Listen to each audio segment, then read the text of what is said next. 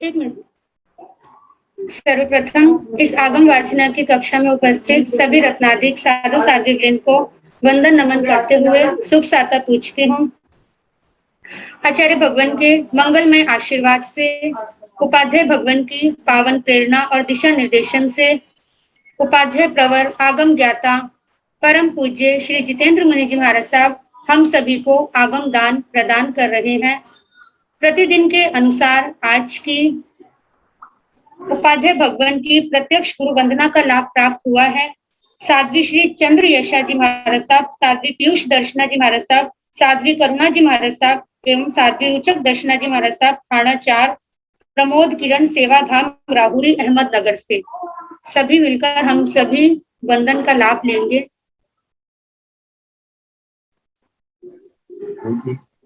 मैं सब अनम्यूट कर लीजिए आप।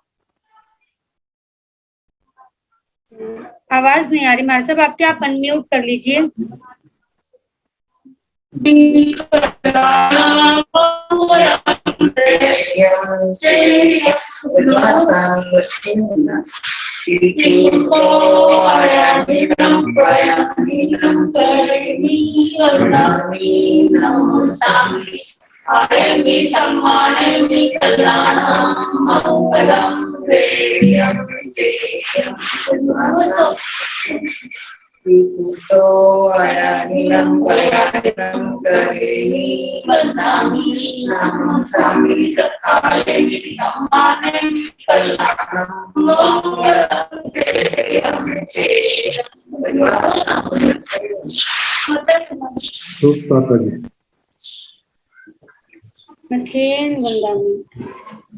यह आगम वाचना की कक्षा निर्विघ्नता से चलती रहे, इसके लिए प्रतिदिन की श्रृंखला में सभी तपस्या के क्षेत्र में अपना अपना योगदान दे रहे हैं। और आज की तपस्याओं में नाम है महासाध्वी श्री रिद्धिमा जी महाराज साहब की शिष्या साध्वी शुभांगी जी महाराज साहब, उत्तर भारतीय प्रवर्तिनी श्रमणी सूर्या डॉक्टर श्री सरिता जी महाराज साहब की सुशिष्या घोर तपस्विनी डॉक्टर श्री शुभा पिंकी जी महाराज साहब, पूज्य महासाध्वी श्री राम कुंवर जी महाराज साहब की सुशिष्या ज्ञान प्रभा जी सरल महाराज साहब का आज आयंबिल है। हम सभी तपस्वियों को सुख साता पूछते हैं और आपके तप की बारंबार अनुमोदना करते हैं। अब उपाध्याय भगवान के पावन चरणों में विनम्र निवेदन करना चाहूंगी कि आप आगम दान प्रदान कर हमें कृतार्थ करें। मथेन गंगा में गुरुदेव।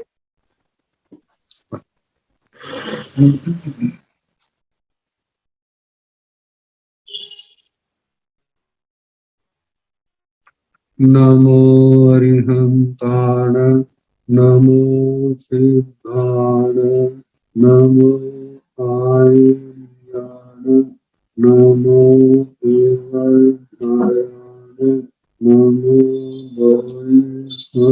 साहुण देशो पंच नमोकारो सावपावपणासनो मंगलानंत संन्यासी परमं भवै मंगलम। जिन शासन जिन वाणी सदा जयवंत हो, श्रवण सन सदा अविच मंगल हो। मुक्ति को प्राप्त श्रमण भगवान महावीर स्वामी, उनकी परम पावन कल्याणी भागवती वाणी वाचक प्रमुख श्री इंदर होते गौतम आदि गंधर भगवान योग प्रधानाचार्य परम पूज्य श्री सुधर्मा स्वामी जी महाराज, उनकी परम पावन पाठ परंपरा वर्तमान आचार्य ध्यान योगी परम पूज्य श्री शिव मुनि जी महाराज एवं गुरुजन सबके पावन चरण सरोजों में मेरा अनंत अनंत बार वंदना नमस्कार। आगम परिषद में विराजमान श्रेष्ठ मुनिराज, अन्य मुनिवृंद, परम आदरणीय भगवती स्वरूपा महासाध्वी जी, श्री उत्तराधन सूत्र की वाचना प्रारंभ है। 11वां अध्ययन चल रहा है बहुशुभ पूजा। कल 14 गाथा तक सुना चुके हैं। 15वीं गाथा जहां से बहुशुभ मुनिराज को 16 उपमाओं से उपमित किया है, जिसमें जिस आत्मा ने जिन दोषों का वर्णन किया उन सबको अपनी आत्मा से निकाल दिया, जिन गुणों का वर्णन किया उन गुणों को आत्मा के अंदर प्रकट किया है। गुरुओं के अनुशासन में रह करके स्वाध्याय, संयम, तप की आराधना निरंतर बढ़ती जा रही है, और एक दिन जब ये साधना बढ़ते बढ़ते परिपूर्णता की ओर बढ़ रही है, शांत, दान, ऐसे मुनिराज शास्त्रों के स्वाध्याय में परिपूर्णता जो जो उस समय के आगम है, गुरुओं के मुख से पहले पढ़ा, उनके चरणों में बैठ करके सुना, एक एक प्रश्न, एक शंका, जिज्ञासा का समाधान किया, परिपक्वता प्राप्त की। कितनी मेहनत की होगी अपने जीवन में, कितना अपना इंद्रियों का, मन का निग्रह किया होगा, लोकेशना से कितना ऊपर उठे होंगे, तभी स्वाध्याय में, संयम, तप में इतनी उत्कर्षता, इतना उत्कृष्टपना उनके अंदर आया है। जब ऐसे गुण आत्मा के अंदर प्रकट हुए हैं, भगवान बहुत मुनिराज अतिशय ज्ञानी भी उनको देखते हैं, जिन शासन की शान, जिन जिन धर्म की गौरव गाथा को आगे बढ़ाने वाले कितना ऊंचा स्थान प्राप्त किया, तो 16 उपमाओं के माध्यम से उनकी गौरव गाथा को गाया है। कहा जी 16 बातें अपने आप में, अपने क्षेत्र में जैसे उत्कृष्ट है, इसी प्रकार बहुश्रुत मुनिराज अपने क्षेत्र में सर्वोत्तम, सर्वश्रेष्ठ। दुनिया की, संसार की उपमाओं को देखा जाए और बहुश्रुत की और ध्यान दिया जाए, तो जो लोक में अपने आप को या जिनको बहुत बड़ा कहा जाता है, वे सारी की सारी उपमाएं बहुश्रुत के आगे फीकी पड़ जाती है। लेकिन फिर भी वर्णन किया है, क्योंकि संसार के बहिर्मुखी लोग उन बातों को जानते हैं। बहुश्रुत की महिमा का पार पाना उनके बस की बात नहीं है। तो भगवान ने उनके संबंध में कहा, कहते हुए पहली उपमा कंबोज जाति के घोड़े के संबंध में दी है। कहा कि घोड़ा चाहे पशु है, लेकिन उसके कुछ गुण ऐसे हैं जो मानव को प्रेरणा देते हैं। पहली उपमा शंख की है, दूसरी घोड़े की है। तो शंख की उपमा, जहाँ संकमी पयम निहियम दूहाओ वीराई एवं बहु सुए भिक्को ब्रह्मो इति कहा सुयम। जहाँ जैसे शंख में, शंख में, पयम निहियम, पयम का मतलब है पय, दूध, निहियम रखा हुआ, दूहाओ वीराई दोनों प्रकार से शोभायमान होता है। एक अपने गुणों के कारण शोभा पा रहा है, दूध के अपने गुण है। दूसरी शोभा शंख के कारण से। तो जहां पर बताया जा रहा है, एक शोभा तो अपने गुणों के कारण है और दूसरी शोभा जो है वो शंख के कारण से। जैसे शंख में रखी हुई वस्तु जो है, जैसे दूध आदि, ये दूषित नहीं होते, अपने गुणों को सुरक्षित रखते हैं। दूध भी सफेद वर्ण वाला है, और शंख का वर्ण भी श्वेत है, सफेद है। दोनों एक दूसरे की शोभा को बढ़ा रहे। दूध शंख की शोभा को बढ़ा रहा है और शंख जो है वह दूध की शोभा को बढ़ा रहा। तो जहां पर शंख के संबंध में और कहा है, जैसे दूध के अपने गुण है, जैसे कहा जाता है जो दूध है वह जल्दी अपना प्रभाव शरीर पर डालता है, मतलब कि पय शीघ्रम शक्ति करे पय, शक्ति करम पय। दूध जो है शरीर के अंदर शक्ति की उत्पत्ति जो है वो और पदार्थों के सेवन से उनसे पूर्व ही ये शक्ति प्रदान दे देता है, करता है। जैसे दूध लिया और उसी समय उसका प्रभाव शुरू हो जाता है। तो कहा जाता है जैसे शंख के सामने किसी भी वर्ण की कोई वस्तु आए, उस वस्तु का प्रतिबिंब तो शंख में होगा, लेकिन उसका जो प्रतिबिंब का जो रंग है वह सफेद ही होगा। उस वस्तु के रंग को स्वीकार नहीं करेगा।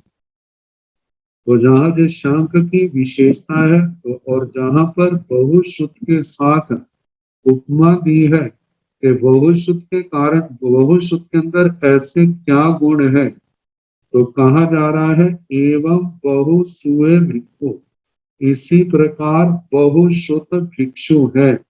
और जैसे शंख में दूध शोभा देता है, इसी प्रकार बहुश्रुत भिक्षु में धम्मो इति तहा सूया, उस दूध के समान पहले तो धर्म के दो रूप है, पहले शुद्ध धर्म, दूसरा चारित्र धर्म।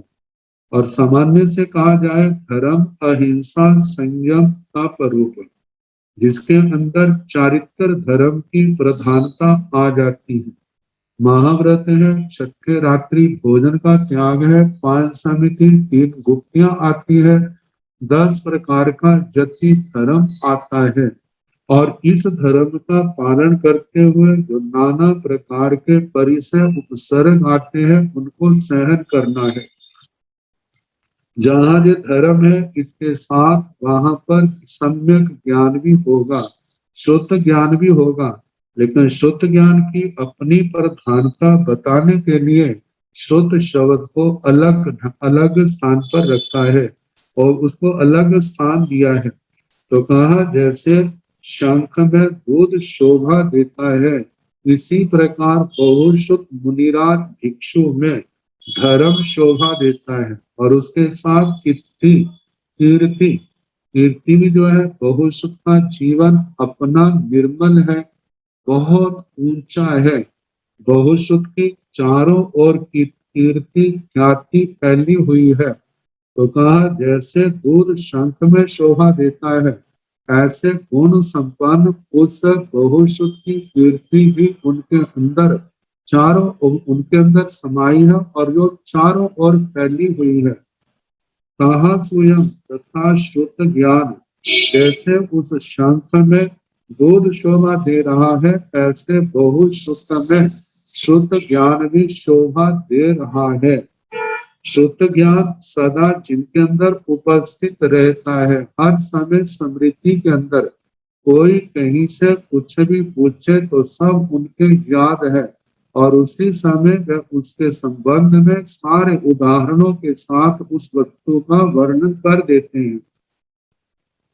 तो इसलिए कहा कि जिस प्रकार शंख में दूध शोभा देता है, शंख दूध की शोभा को बढ़ाता है, दूध जो है शंख की शोभा को बढ़ाता है, इसी प्रकार बहुश्रुत भिक्षु जो है वो धर्म कीर्ति और शुद्ध ज्ञान की शोभा बढ़ाते हैं। और दूसरी ओर धर्म कीर्ति और शुद्ध ज्ञान जो है ये बहुश्रुत की शोभा बढ़ाते हैं। मतलब दोनों एक दूसरे की शोभा को बढ़ा रहे हैं। जैसे शंख जो है किसी दूसरे वर्ण को स्वीकार नहीं करता, दूसरे रंग से प्रभावित नहीं होता, इसी प्रकार बहुश्रुत जो है वह अन्य मतावलंबियों के मतों से प्रभावित नहीं होते। उनका रंग उनका प्रभाव उनकी आत्मा पर नहीं पड़ता। मिथ्यात्व आदि के संस्कार उनकी उनकी आत्मा को प्रभावित नहीं कर सकते, क्योंकि वो उनके अंदर से वो अंधेरा खत्म हो चुका है।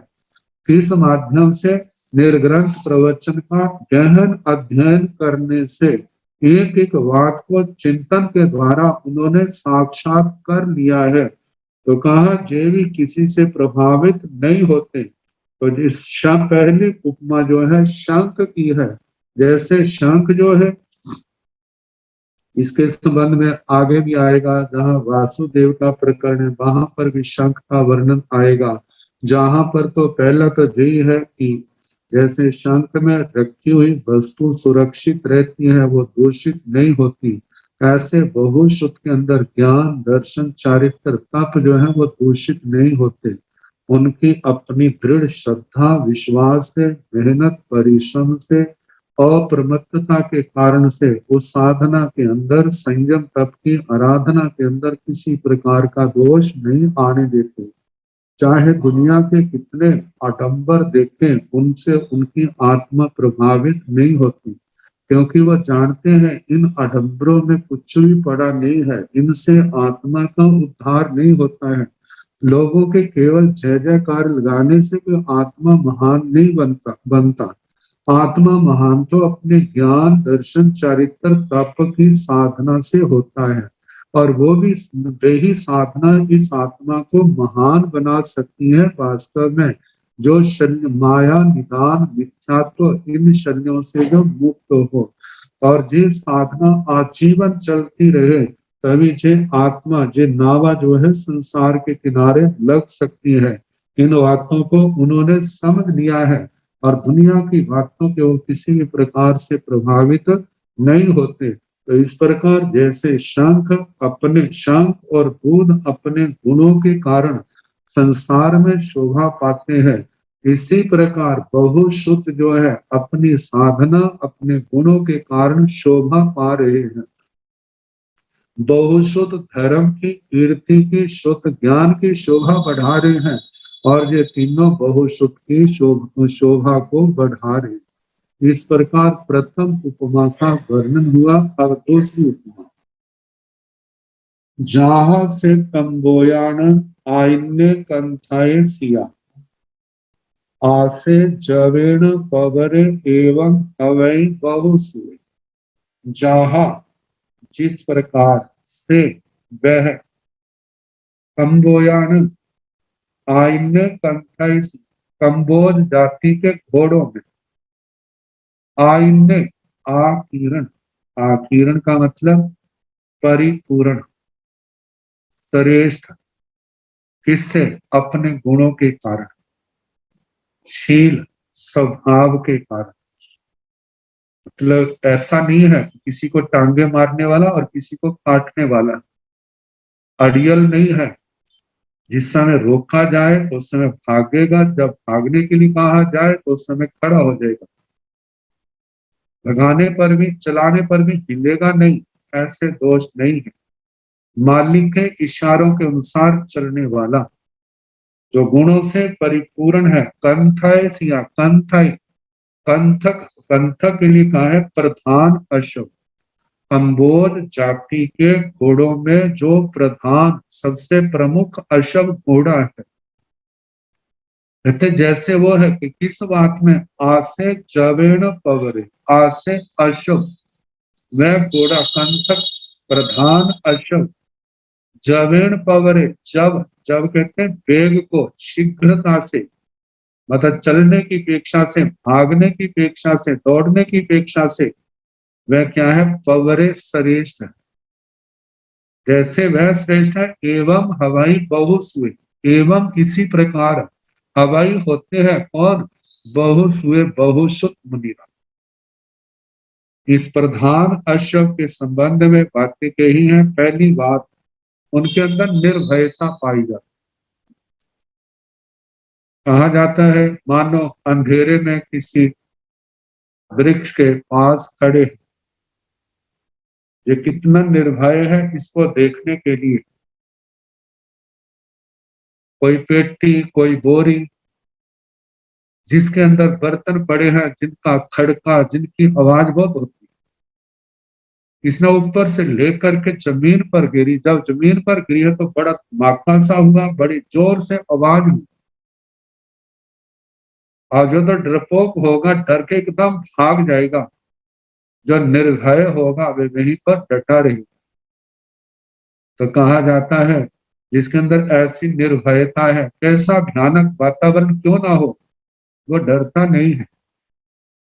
ऐसे राजा आदि के प्रधान अशोक जिस समय युद्ध के अंदर ले जाते हैं, कितनी जोर जोर की सिंह गर्जनाएं हो रही हैं, हाथी चिंगाड़ रहे हैं, घोड़े हिन हिला रहे हैं, योद्धाओं की शस्त्रों के टकराने की वो आवाजें निकल रही हैं। और जो डरपोक है, कायर है, वह तो उनको देखते सारी, सुनते सारी भागने का प्रयास करेगा, तो उसका मालिक लड़ेगा कैसे। तो ऐसे स्थान पर जिसके अंदर निर्भयता पाई जाती है, ना घोड़ों से डरे, ना उनके मालिकों से डरे, ना हाथियों से की चिंगाड़ों से डरे, ऐसी निर्भयता उस घोड़े के अंदर, प्रधान अश्व के अंदर पाई जाती है। पहली बात। दूसरी बात, दूसरा, जब वेग का है, वेग की दृष्टि से वो क्या है, पूर्ण है। भागने में कहीं भी जाना है, किसी पर आक्रमण करना है, वहां पर स्फूर्ति बहुत है, तीव्रता बहुत है, एकदम जल्दी से मालिक के इशारों के अनुसार चलेगा और मालिक जो है अपने काम को कर लेगा उसके बल से। और ये दो बातें कही तो बहुश्रुत मुनि राज, उनके अंदर ये गुण कैसे है। पहली बात तो निर्भयता। जिस समय गुरुजन शुद्ध ज्ञान सिखाते हैं, इतना शुद्ध ज्ञान मैं कैसे सीखूंगा, इसका कैसे पारायण करूंगा, यदि उनके अंदर निर्भयता नहीं है, दृढ़ संकल्प नहीं है, तो घबरा जाएगा, मैं तो ये कर नहीं सकेगा, इतना उसके हाथ पांव फूल जाएंगे। जैसे समुद्र को पार करना है, और जिसके अंदर धैर्य होगा, जिसके अंदर आत्म बल होगा, वही तो हिम्मत करेगा मैं समुद्र को पार करूंगा। ऐसे ही जिनके अंदर ऐसा आत्म बल है, कठिनाइयों से जरा भी घबराने वाला नहीं है, वही तो शुद्ध ज्ञान के समुद्र को पार करने में समर्थ होगा। साधना के अंदर शुद्ध ज्ञान को पार करने में जहां समर्थ होगा। दूसरी बात, अब शुद्ध ज्ञान की परिवर्तना में उसके अंदर उतनी शक्ति भी होनी चाहिए। कितने थोड़े समय के अंदर जैसे जैसे आगे बढ़ते जाएंगे, शुद्ध ज्ञान की राशि बढ़ती जाएगी। जब तक वो बढ़ेगी तो उसकी परिवर्तना भी तो करनी होगी। अब ऐसा तो नहीं है आगे बढ़ते जाएंगे, पिछले पाठ को भूलते जाएंगे, उनकी भी रिविजन परिवर्तना आवश्यक है। यदि व्यक्ति आत्मा अप्रमत्त है, आत्म बल का धनी है, थकावट नहीं होती, शारीरिक बल भी है, दिमाग का बल भी है, ग्रहण शक्ति भी है, धारणा शक्ति भी है, अब इन शक्तियों से संपन्न होने के कारण से अनेक प्रकार की लब्धियों का मालिक है, तो वह जो जो उनके सामने गुरुजन सुनाते जा रहे हैं उसको धारण करता जाएगा और आगे आगे बढ़ता जाएगा। जो धारण किया है उसको भी सुरक्षित रखेगा, जो आगे ग्रहण कर रहा है उसको भी संभाल करके रखेगा। यदि जो आत्म बल आत्मा के अंदर नहीं है तो वह कैसे संभालेगा इतनी विशाल शुद्ध ज्ञान की राशि को। कहा जाता है जिस समय पूर्वधर महासाधक की महाप्राण साधना हो जाती है तो उसके बाद उनके अंदर इतनी आत्मा के अंदर बल प्रकट होता है, एक मुहूर्त के अंदर द्वादशांगी वाणी की वो परिवर्तना कर लेती है। कहा है कि यदि ऐसी शक्ति नहीं होगी तो वह तो अपनी परिवर्तना में लगा रहेगा। संघ के अंदर दूसरों को वाचना कब देगा, पिछना कब दे, उनके संघ को संभालेगा कैसे। तो आत्म बल के कारण से, कोष्ठक आदि लब्धियां होने के कारण से जो सुना है उसको भूलता नहीं है। इतना सुना है चाहे 6-6 महीने तक उसकी परिवर्तना ना की जाए तो जो सीखा है, याद किया है, वैसे का वैसा स्मृति में बैठा रहता है, उसमें किसी भी प्रकार का विकार नहीं आता। और जिस समय परिवर्तना करने लगते हैं तो फटाफट जल्दी जल्दी उनकी क्या होती है, परिवर्तना होती है। जैसे जितने शास्त्र हैं जिनका अभ्यास नहीं है, एक एक गाथा पढ़ेगा, धीरे धीरे पढ़ेगा, कितना समय लगेगा। एक सामान्य व्यक्ति उतना ध्यान का ही परिवर्तन कर रहा है। कितने लोग ऐसे हैं जिनको दोहराने में हफ्ता हफ्ता लग जाता है, कितने ऐसे हैं जो एक सप्ताह एक दिन के अंदर उसकी परिवर्तन कर लेते हैं। कितने ऐसे साधु साधियां या श्रावक श्राविकाएं होंगे जिनका अभ्यास है कि केवल घंटे के अंदर, पौने घंटे के अंदर, 1.5 घंटे के अंदर इसकी सारी परिवर्तन कर लेते हैं। ये सारी की सारी साधना क्षमता कैसे आई है? अभ्यास के कारण। जब एक सूत्र के अंदर इतना टाइम लग जाता है, जब द्वादशांगी वाणी जो समुद्रों के समान इतना विशाल ज्ञान है, वह कैसे पारायण होगा? तो उसका पारायण तभी होगा जैसे तीव्र गति वाला जो है थोड़े समय में बहुत सफर काट लेता है। इसी प्रकार इन शक्तियों से संपन्न होने के कारण से वह इस शुद्ध ज्ञान का आसानी से पारायण कर जाते हैं। जब बहुत शुद्ध के पास, उनके पास शुद्ध ज्ञान परिपूर्ण है, संभाल के रखा है, तो उनसे कोई भी आकर के उसको ग्रहण कर सकता है। ग्रहण करने वाले के अंदर योग्यता और पात्रता होनी चाहिए, लेकिन उनके अंदर किसी प्रकार की कृपणता नहीं होगी। इनको पढ़ाना है, इनको नहीं पढ़ाना है, योग्य पात्र आया है तो उनको पूर्ण रूप से, पूर्ण समर्पित रूप से उनको क्या करेंगे? गुरुजनों से जो द्रोह ली है उसको आगे चला देंगे, जिसको स्वयं के अंदर भी संभाल के रखना है और औरों को भी ज्ञान का प्रकाश देंगे। तो कहा जाता है जैसे वो निर्भय है, ऐसे जैसे अशब वो घोड़ा कंटक प्रधान, अशब निर्भय है, ऐसे बहुत शुद्ध मुनिराज कितने प्रकार के परिचय क्यों ना आए, उपसर्ग क्यों ना आए, संयम की कठिनाइयां क्यों ना आए, वे उनसे घबराते नहीं है, आगे से आगे बढ़ते जाते हैं। दूसरे साधकों के लिए वो क्या बनते हैं? आदर्श बनते हैं। और वेग की दृष्टि से देखा जाए, आत्म बल के भी धनी है, शारीरिक बल के भी धनी है। उनका जो बल है वो कर्मों अपनी साधना के अंदर है, जिन शासन की प्रभावना के अंदर है। बड़े बड़े काम जिसको साधारण कितना समय लगा देगा, वो उन कार्यों को बड़ी आसानी से कर जाएंगे।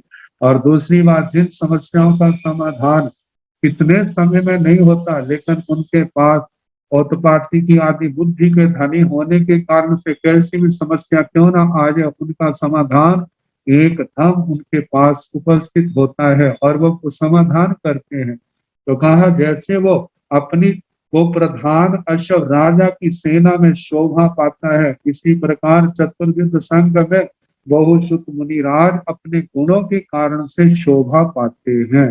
केवल अपने संग में ही नहीं, देखा जाए तो उनकी शोभा तो सारी दुनिया के अंदर है। देवा वीतम नमन संति जस धम्मिल सयामणो, जिस मुनि के, जिस आत्मा के मन में धर्म ऐसा वास करता है, तो देवता भी उनके आगे प्रणत होते हैं, उनको नमस्कार करते हैं, उनकी महिमा गाते हैं। जब देवता गाते हैं तो दूसरों का क्या कहना। तो इस प्रकार दूसरी उपमा का वर्णन। अब तीसरी उपमा है शूरवीर जोधा। जहा इन समारूढ़े सूर्य दृढ़ परकम उभौ नंदी कोसेण एवं हवै बहुस।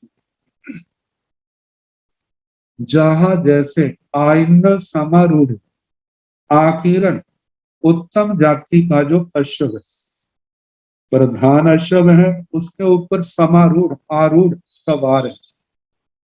कौन? सूर्य, शूर, पराक्रमी, बहादुर, ऐसा शूरवीर योद्धा। कैसा? दृढ़ पराक्रमी, दृढ़ पराक्रम का धनी है, जिसके पराक्रम में दृढ़ता है।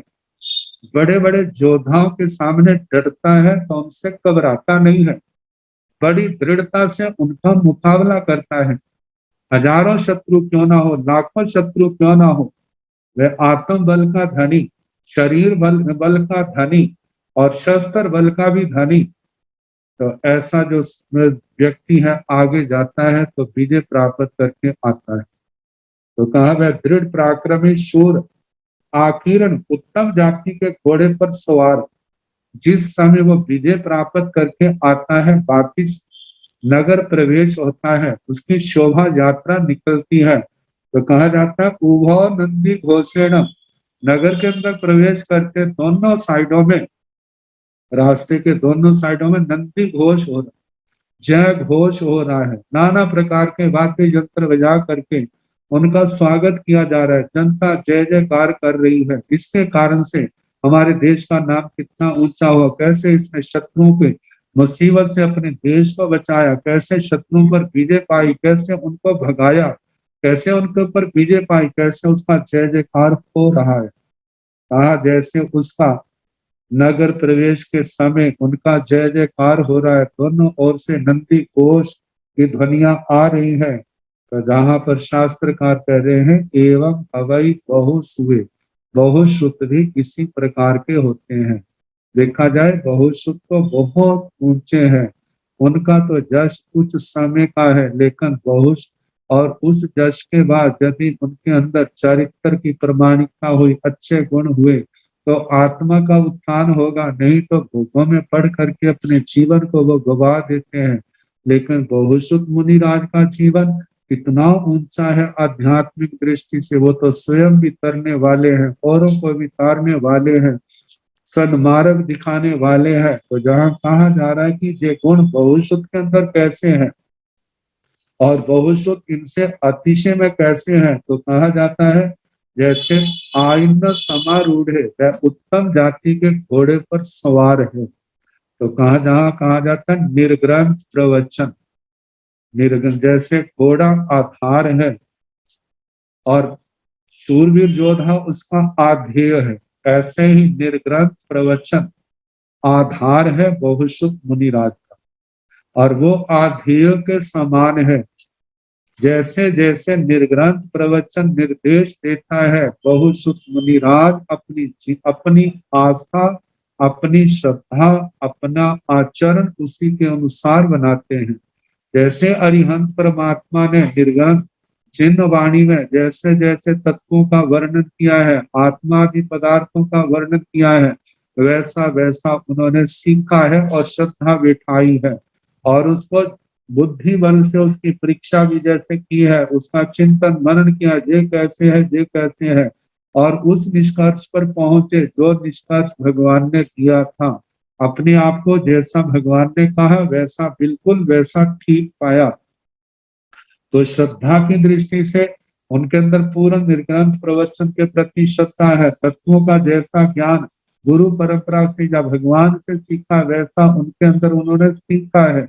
आगे जैसा चारित्र पालन करने का आगमों के अंदर निर्देश है, वैसा ही चारित्र विशुद्ध चारित्र पालन कर रहे हैं। जैसी तपस्या का वर्णन है, नाना प्रकार की तपस्याएं जो है वो उनकी आराधना कर रहे हैं, जिन शासन की प्रभावना कर रहे हैं। तो ऐसे गुणों के कारण से कहा जैसे वो घोड़े पर सवार है, ऐसे निर्ग्रंथ प्रवचन को उसने अपना बहुश्रुत मुनिराज ने अपना आधार बनाया है। और आगे कहा सूर्य, जैसे वो योद्धा शूर है, शूर का मतलब शक्ति से संपन्न है, बहादुर है, पराक्रमी है, इसी प्रकार वो बहुश्रुत मुनिराज जो है आत्म बल के धनी है, शारीरिक संग्रहण भी दृढ़ है। जहाँ संयम की बात आती है, स्वाध्याय की बात आती है, तपस्या की बात आती है, बड़े आगे हैं, सम्यक प्रकार से आराधना कर रहे हैं। और इस आराधना करते समय कितने बड़े बड़े उपसर्ग क्यों ना आए, परिसर क्यों ना आए, उनसे घबराते नहीं है, उनके ऊपर विजय पाते हैं। जैसे एक शूरवीर योद्धा युद्ध में अपने शत्रु पर विजय पाता है, ऐसे बहुश्रुत मुनिराज उन परिसहों को, उन उपसर्गों को समता से सहन करते हैं। दृढ़ पक परक में जैसे वह शूरवीर दृढ़ पराक्रम का धनी है, आत्म बल का धनी है, कितना बड़ा शत्रु क्यों ना हो उससे घबराता नहीं है, उसके सामने डटा रहता है, उसका मुकाबला करता है और उसको पीछे हटने के लिए मजबूर करता है। इसी प्रकार का है कि बहुश्रुत मुनिराज भी जो है वो आत्म बल के धनी, दृढ़ संग्रहण के मालिक होने के कारण से साधना के अंदर दृढ़ संकल्प के धनी है, परिसरों को भी सहते हैं, उपसर्गों को भी सहते हैं, जिन शासन की प्रभावना कर रहे हैं, सबको ज्ञान का दान दे रहे हैं, विशुद्ध संयम की पालना कर रहे हैं, नाना प्रकार की तपस्या भी कर रहे हैं, कितने प्रकार के त्याग हैं जिनको देख करके कितने लोग साधु साधियां क्या है, श्रावक श्राविका है, वो भी प्रेरणा लेते हैं ऐसा जीवन होना चाहिए, इनको धन्य है। उनकी अनुमोदना करके, उनका गुणगान करके वे लोग भी अपने कर्मों को हल्का बनाते हैं। तो कहा ऐसे बहुश्रुत मुनिराज शूरवीर दृढ़ पराक्रमी उभौ नंदी घोषेण, जैसे उस योद्धा का नगर प्रवेश होता है तो दोनों और नंदी घोष होता है, उसका जय जयकार होता है। तो बहुश्रुत के संबंध में कहा है, इनका नंदी घोष कौन सा है? इनके संबंध में कहा जा रहा है दोनों और नंदी घोष। ऐसे मानो एक तो वो है किसी नगर में प्रवेश करते हैं बिहार के समय, जितने श्रावक श्राविका है उनके साथ चतुर्विध संग कैसे उनका जय जयकार होता है। जैसे आचार्य भगवंतों का और वरिष्ठ मुनि राज है, जब नगर प्रवेश होता है तो कैसे उनकी महिमा गाई जाती है, कैसे जय जयकार होते हैं, कितना उनका अभिनंदन किया जाता है। कहा ये तो प्रवेश आदि को लेकर के है, लेकिन देखा जाए इससे भी बढ़ करके नंदी घोष कौन सा है? वह स्वाध्याय का नंदी घोष है। मानो बहुश्रुत मुनि राज एक स्थान पर बैठे हैं, एक और साध्वी जी महाराज विराजमान है, दूसरी ओर साधु मुनिराज बैठे हैं और बहुश्रुत मुनिराज जो है आगम वाणी की वाचना देते हैं। अब आगम वाणी की जहाँ स्वयं वाचना लेते हैं वो सुनते हैं, और जिस समय वो सुनाते हैं एक और साधवियां आगम वाणी का स्वाध्याय कर रही है, दूसरी ओर साधु मुनिराज उसका स्वाध्याय करें, और स्वाध्याय करते समय सस्वर पाठ करते हैं जिसमें पंच परमेश्वरी भगवंतों का गुण गान आता है, वंदना नमस्कार आता है। सस्वर उच्चारण करने के कारण कितना कितना बढ़िया, कितना सुंदर, कितना भव्य वातावरण बन जाता है। और जिस समय साधु साधवियां स्वाध्याय करते हैं बोल करके जब मौन में, तो उस समय जो आने वाले लोग हैं उस ऐसे भव्य वातावरण को देख करके कितनी उनकी आत्मा को प्रमोद भावना आती है, कितनी प्रसन्नता होती है। मेरा आना सफल हो गया, कितना भव्य दृश्य मेरे को देखने के लिए, साझा सुनने के लिए, भगवान की वाणी सुनने का मौका अवसर मिल रहा है। तो कहा जैसे उस योद्धा की नंदी घोष के द्वारा उनका जय जयकार किया जाता है, ऐसे बहुश्रुत मुनि राज का उस स्वाध्याय के माध्यम से जय जयकार हो रहा है। उनके चरणों में जिन जिन साधु साध्वियों ने, जवानों श्रावक श्राविकों ने स्वाध्याय किया है, जहां जहां भी जाते हैं उस स्वाध्याय की आगम वाणी की वाचना करते हैं, लोग सुनते हैं और उनको पूछते हैं कि महाराज आपने ये ज्ञान इतना कहाँ से प्राप्त किया है?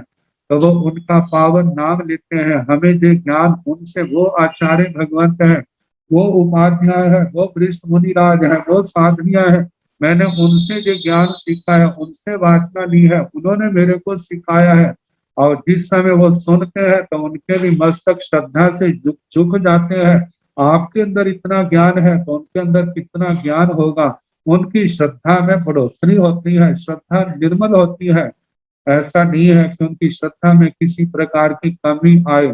श्रद्धा बढ़ने के कारण से, चरित्र के परिणाम बढ़ने के कारण से ऐसे सुनने वाले कितने कर्मों की महान निर्जरा करते हैं। तो इस प्रकार कहा है कि जैसे उस योद्धा का दोनों ओर से नंदी घोष हो रहा है, ऐसे स्वाध्याय के माध्यम से बहुश्रुत का चाल दोनों ओर का जहां भी देखा जाए चारों दिशाओं में उनका नंदी घोष हो रहा है कि देखो वो बहुश्रुत मुनि राज है कि आज जिन नए जिन श्री के है, जैसा जैसा उनका ज्ञान है उसके अनुसार उनकी महिमा गाई जाती है। तो इस प्रकार बताया जा रहा है कि इस प्रकार एवं हवै बहुश्रुत, इस प्रकार बहुश्रुत मुनि राज है। संसार पक्ष से देखा जाए तो उस शूरवीर की योद्धा की शान कब तक है? जब तक उसके अंदर, शरीर के अंदर बल है, पराक्रम है, तभी तक करेंगे। जब लोग ये कहेंगे जब तक इसका देश के ऊपर उपकार है। मानो जिस समय सब जैसे जैसे समय निकलता जाएगा वो तो भूलते जाएंगे। उसके अंदर ज्ञान दर्शन चारित्र तप न होने के कारण से मृत्यु के बाद संसार समुद्र में डूब जाएगा। उसका क्या होगा?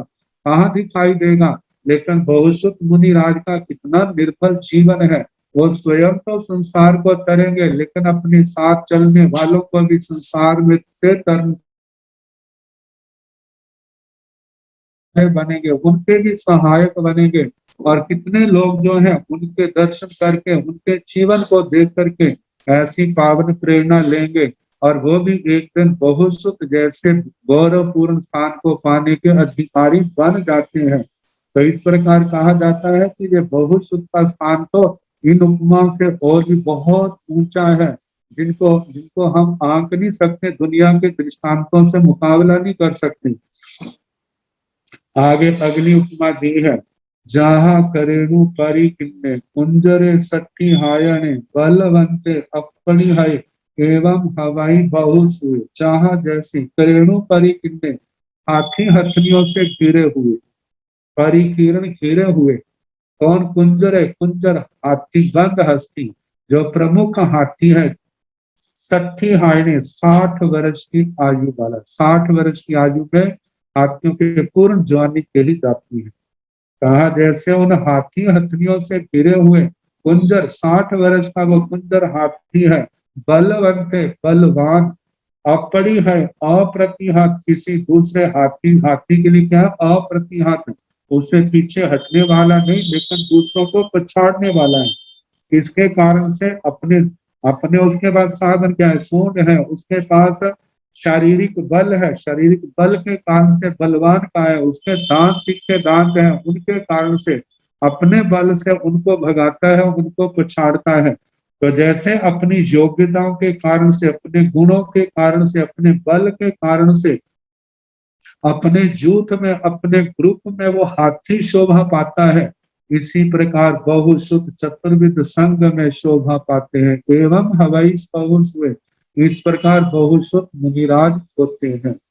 तो जहां पर कहा है कि जैसे वो तो क्रेणु हाथी हथियों से घिरे हुए हैं, और जहां पर देखा जाए तो बहुश्रुत मुनिराज चतुर्विध संघ से घिरे हुए। साधु मुनिराज, महासाध्वियां जी, श्रावक श्राविकाएं इनसे घिरे हुए हैं। तो कुंजर, जैसे कुंजर वो हाथी है, जहां पर बहुश्रुत मुनिराज है, 60 हायने, वे 60 वर्ष के, वो तो अपने शारीरिक बल की अपेक्षा से है, लेकिन जहां पर देखा जाए क्षोभक्षम के बल से, जिनका क्षोभक्षम अत्यंत प्रबल है, वह तो आयु के छोटी आयु में आ जाते हैं। क्षोभक्षम की प्रबलता के कारण से, ज्ञानावरणी का कर्म का क्षोभक्षम होने के कारण से इतना विशाल शुद्ध ज्ञान जो है गुरुओं से शीघ्र ही प्राप्त कर लेते हैं। ज्ञान दर्शन चारित्र तप की निर्दोष साधना करने के कारण से उनका चारों ओर नाम होता है, लोग प्रेरणा लेते हैं। देखो कितना निर्मल जीवन है, कितनी ऊंची साधना है, व्यवहार समय जय ध्यान है, मुझे स्वाध्याय करना है, मुझे तपस्या करनी है, मुझे जो पचपान करने हैं, मुझे अपने तत्व को बढ़ाना है, मुझे अपने गुरुओं की सेवा करनी है, मुझे धर्म प्रभावना करनी है। हर समय संबद्ध निर्जरा के लिए, धर्म प्रभावना के लिए जिनका जीवन लगा हुआ है, तो कहा ऐसी अपनी योग्यताओं के कारण से बहुश्रुत मुनिराज आगे बढ़ते हैं। लेकिन जानते हैं कि ये जो इतनी क्षमताएं हैं बिना आत्म बल के नहीं होती। जहां पर शारीरिक बल की भी जरूरत है, जहाँ शारीरिक वो बल जो है संग्रहण की दृढ़ता के कारण से आता है, आत्म बल जो है वो क्षोभक्षम के कारण से पैदा होता है। शारीरिक शरीर में दृढ़ संग्रहण है और आत्मा का क्षोभक्षम बल प्रबल होने के कारण से वह साधना के अंदर जहाँ ज्ञान ध्यान है उसके अंदर भी बहुत आगे बढ़ जाते हैं। जहाँ संयम और तप की बात है वहां पर भी बहुत आगे बढ़ जाते हैं। जहाँ प्रभावना की बात है वहां पर भी आगे बढ़ जाते हैं। जहाँ चर्चा वार्ता की बात आती है वहां पर भी पीछे नहीं हटते। मानो कोई अन्य मतावलंबी मिथ्या मतों का समर्थन करने वाला उनके पास चर्चा करने के लिए आता है, तो वो उत्पाती आदि आदि बुद्धियों का धनी होने के कारण से, विशाल शुद्ध ज्ञान का धनी होने के कारण से, क्योंकि जितने भी दुनिया के मतांतर हैं द्वादशांगी वाणी में, पूर्वों के अध्ययन में बड़े विस्तार के साथ जिनका वर्णन आता है, तो कुछ ही समय में उनको क्या कर देते हैं, परवादियों को निरुत्तर कर देते हैं। तो कहा जाता है जैसे वो हाथी बलवान है, अप्रतिहत है, ऐसे बहुश्रुत मुनिराज भी क्या है, आत्म बल के धनी होने के कारण से वो बलवान है और अप्रतिहत है, वो किसी से पराजित नहीं होते, चर्चा वार्ता में भी पराजित नहीं होते, परिसह उपसर्गों से भी पराजित नहीं होते, और धर्म की प्रभावना करते हैं। जिन शासन की प्रभावना करते हैं, जिन जीवों के जीवन में मिथ्यात्व का अंधेरा है, उस मिथ्यात्व के अंधेरे को दूर करते हैं। कहा जाता है कि ये मिथ्यात्व का अंधेरा कैसे दूर हो सकता है। ये तो तभी हो सकता है जब हमारी आत्मा के अंदर जो अरिहंत परमात्मा के द्वारा विशाल जो तत्व ज्ञान दिया है उसको हम सुने, उसको हम पढ़ें, उसका हम अभ्यास करें, ताकि ऐसा निर्मल ज्ञान जिसका सहारा लेकर के अनंत जीवों ने इस संसार सागर को पार किया है, जब वो पार हुए हैं तो हम क्यों नहीं हो सकते। हम भी हो सकते हैं, लेकिन कब? केवल बातों मात्र से नहीं, जब हमारी साधना ऐसी होगी, जब भगवान के निर्देशों के अनुसार हमारी जीवन यात्रा होगी, भगवान के वचनों के अनुसार हमारी श्रद्धा होगी, हमारी प्ररूपणा होगी, हमारा आचरण होगा, इसका हम जितना अभ्यास करेंगे उतना आगे हम बढ़ते जाएंगे। तो बताया है कि जैसे ये 60 वर्ष का हाथी जो है अपने परिवार से घिरा हुआ बलवान अप्रतिहत, जैसे वो अपने जहां रहता है शोभा पाता है, इस प्रकार बहुश्रुत मुनिराज जो है इस मनुष्य लोक में शोभा पाते हैं। जहां जहां जिस गच्छ में रहते हैं उस बहुश्रुत मुनि के नाम से वो गच्छ कहलाते हैं, गच्छ का नाम पड़ जाता है। तो ये नाम का केवल नाम मात्र से नहीं है, ये उनके गुणों के कारण से है। ऐसे मुनिराज स्वयं तो संसार से तरते हैं और दूसरों को भी तारते हैं। स्वयं उनके जीवन में ज्ञान का प्रकाश है, दूसरों के जीवन में भी मिथ्यात्व के अंधेरे को, अज्ञान के अंधेरे को मिटाते हैं। जैसे स्वयं चारित्र के धनी है, ऐसे दूसरी आत्मा को भी चारित्र का धनी बनाते हैं। जैसे स्वयं तपस्या रूपी धन से धनी है, ऐसे औरों को भी क्या करते हैं, तप के धन से उनको भी धनवान बनाते हैं। तो इस प्रकार बहुश्रुत मुनिराज का जीवन तो तीनों लोकों में क्या है, सर्वोत्तम है, बहुत ऊंचा है। अब इसके आगे वृषभ की उपमा आएगी, इसके संबंध में कल फिर जैसे अवसर होगा उसके अनुसार सुनाने का प्रयास किया जाएगा। गुरुदेव श्री जी की अनंत कृपा से आप श्री जी ने हमें आगम का ज्ञान और साथ साथ व्याकरण का ज्ञान फरमाने की कृपा की। आप श्री जी का अनंत अनंत उपकार। अब पूज्य गुरुदेव के चरणों में निवेदन करना चाहूंगी, इस आगम कक्षा का समापन करने से पूर्व मंगल पाठ की कृपा करें। वंदन। नमो अरिहंताण सिद्धाण नमो आर्याण नमो वैधायाण नमो लोय संपाहुण केशव पंच नमोकारो सब पावपनाशनो मंगलानंत सुमेशं परम भवाय मंगलम श्री चौथारी मंगलारि हंता मंगलम सिद्धा मंगलम साहु मंगलम केवले मनाथा धम्मो मंगलम चौथारी लोकतमारि हंता लोकतमा सिद्धा लोकतमा साहु लोकतमा केवले मनाथा धम्मो लोकतमो चतारि शरणं प्रवज्यामि अरिहन्ते शरणं प्रवज्यामि सिद्धे शरणं प्रवज्यामि साहु शरणं प्रवज्यामि केवले नाथं धम्मं शरणं प्रवज्यामि। चार शरणे सुख करने दुख करने मंगल कर और शरणानि कोय जो भव प्राणी आश्रय है।